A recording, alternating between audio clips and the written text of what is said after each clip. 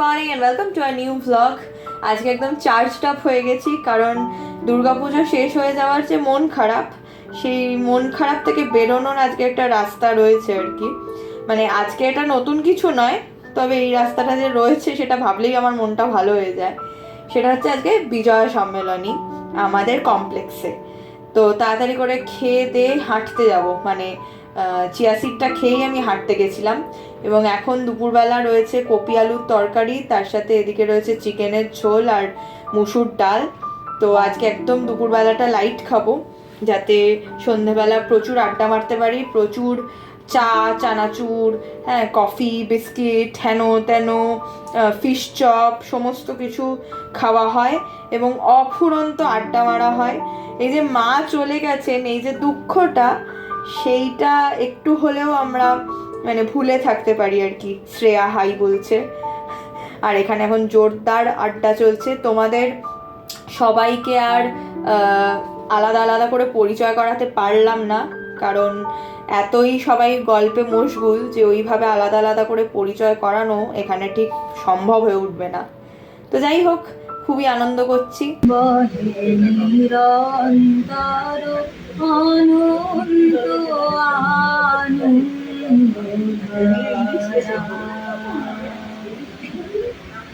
বাজে অসীম নভ মাঝে অনাদি রব, বাজে অসীম নভ মাঝে অনাদি রব, জাগে অগণ্য রবি চন্দ্র তারা,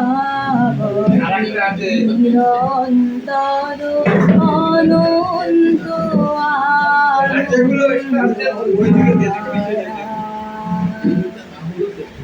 একক অখণ্ড ব্রহ্মাণ্ড রাজে পরম এক সেই রাজ রাজেন্দ্র রাজে, একক অখণ্ড ব্রহ্মাণ্ড রাজে পরম এক সেই রাজ রাজেন্দ্র রাজে,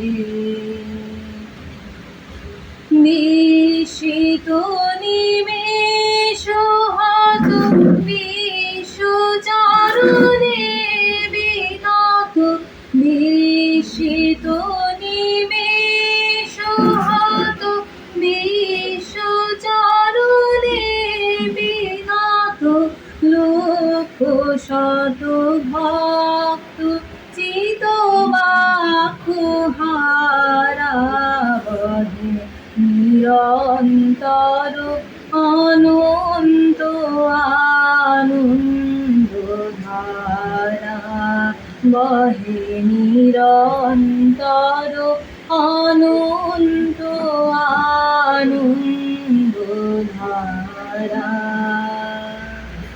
মায়া বন বিহারিণী হরিণী গহন স্বপন সঞ্চারিণী, কেন তারে করিবারে করি পথ অকারণ, মায়া বন বিহারিণী। আমি নাই পেতে ভয় মনে জানি, জানি বন্ধু জানি তোমার, আজে তোমার কালে আজে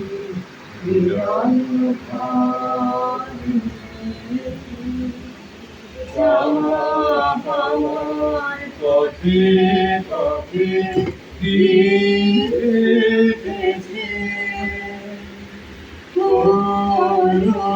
মতে,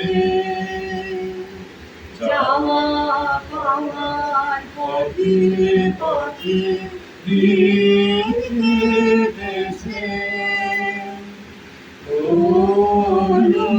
মতে। এখন সময় হলো তোমার কাছে আপনাকে জানি জানি জানি বন্ধু জানি তোমার আছে তো হাতখানি আজি বিরানো হারি